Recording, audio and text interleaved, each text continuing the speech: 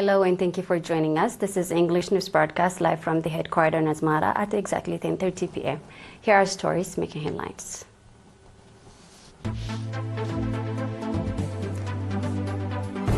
Annual Eritrean Community Festival in Riyadh.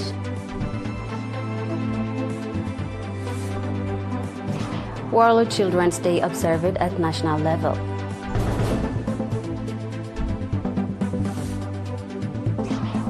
Israel has violated Gaza truce and killed hundreds.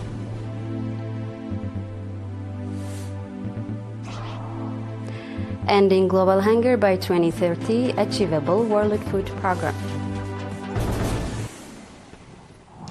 The annual Eritrean Community Festival in Riyadh and its environs was enthusiastically conducted on 20th and 21st November at Naqfa Hall in premises of the Eritrean Embassy under the theme Our Cohesion, Our Armor. The festival was officially opened by Mr. Stefanos Habtemaram, Director General of the Desk Department at the Ministry of Foreign Affairs. The festival featured a photo exhibition depicting the resilience of Eritrean people in the nation-building process, traditional and cultural displays of the Eritrean ethnic groups, educational presentations by students of Eritrea's international school, cultural and artistic performance, a bazaar, as well as seminar focusing on the objective situation in the homeland and regional and global developments, along with various sport activities. Noting that National Festival serves as a gathering that highlights national culture and identity and portrays the true image of Eritrea, Mr. Tesfai Takhle, chairman of the Eritrean community, commended all those who contributed to the successful implementation of the festival. Mrs. Waynegeras Geher, charged at affairs at the Eritrean embassy, said that at times when the world is facing rapid change and developments, Eritrea is conducting strong diplomatic and political activities to develop partnership and cooperation based on respect for sovereignty and territorial integrity. At the seminar, Ambassador Stefanos Habtemaram provided an extensive briefing on the national development programs being implemented by the public, government and members of defense force. He also commended the participation and contribution of diaspora nationals in the national development programs. World Children's Day 20th November was observed in Sha'ab Subzone, Northern Red Sea region at national level under the theme Outstanding Children Attest Proficient Upgrading of Parents. The event was attended by Mrs. Lu'ul Gabra'ab, Minister of Labor and Social Welfare, Mrs. Asmarat Abraha, Governor of the Northern Red Sea region, and Ms. Hawa Page, representing UNICEF in Eritrea, as well as number of Sha'ab residents. Noting that the investment that the Eritrean government is making towards the well-being of children is bearing encouraging results, Mr. Abdubakir Ibrahim, administrator of the subzone, said that the achievement being registered in the health and educational sectors and in eradication of harmful practice attests to that, highlighting that the society that preserves its noble values is always successful in nutrition children.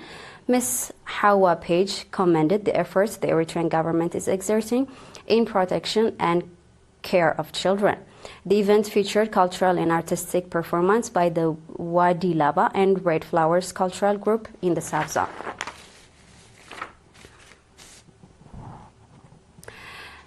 Veteran freedom fighter Brigadier General Gabrian Habta'ab passed away on 22nd November at the age of 73 due to a long illness.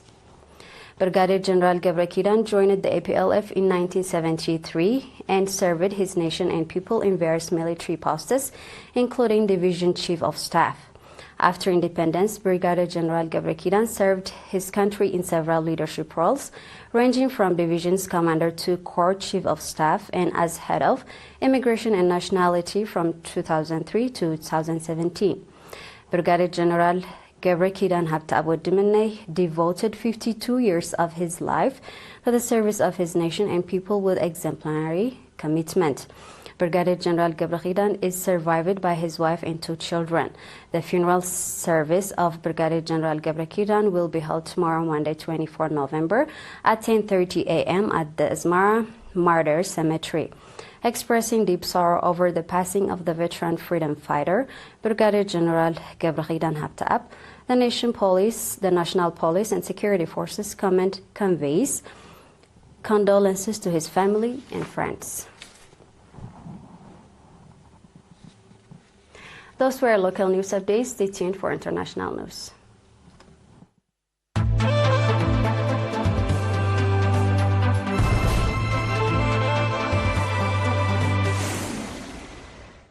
And now globally.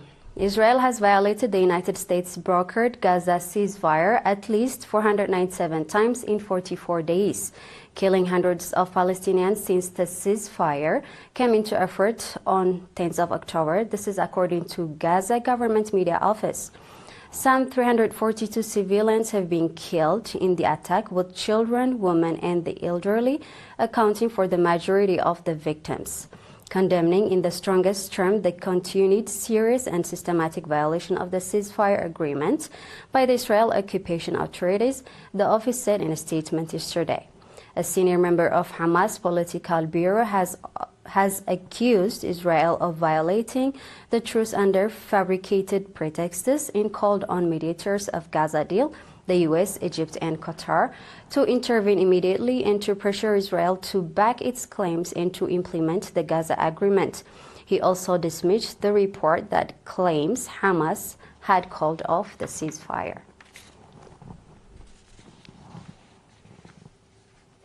Ending hunger by 2030 would cost just $93 billion a year, less than 1% of the $21.9 trillion spent on military budget over the past decade.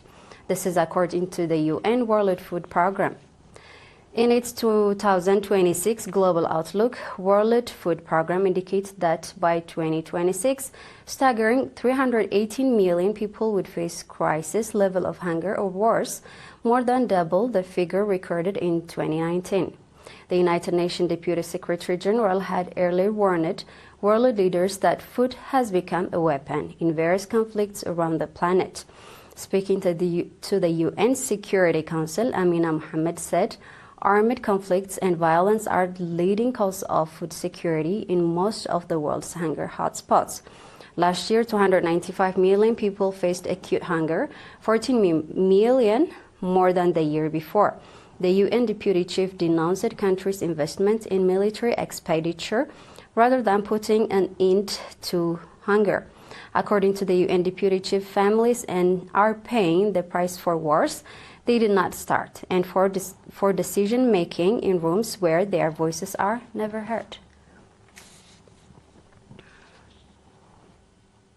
At least 90 people have died and another 12 are missing after days of heavy rain in Vietnam led to flooding and landslides.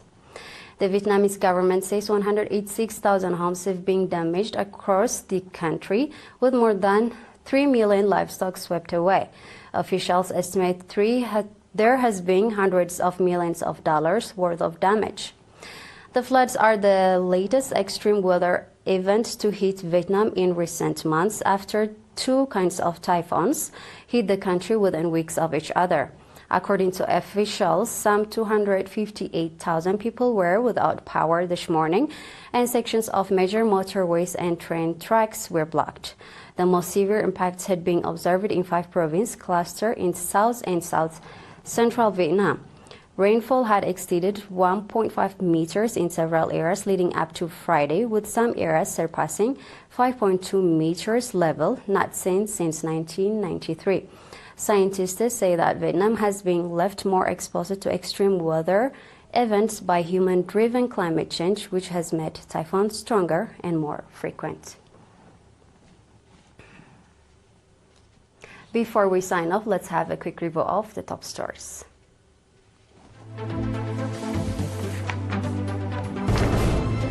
Annual Eritrean Community Festival in Riyadh. World Children's Day observed at national level. Israel has violated Gaza truce and killed hundreds.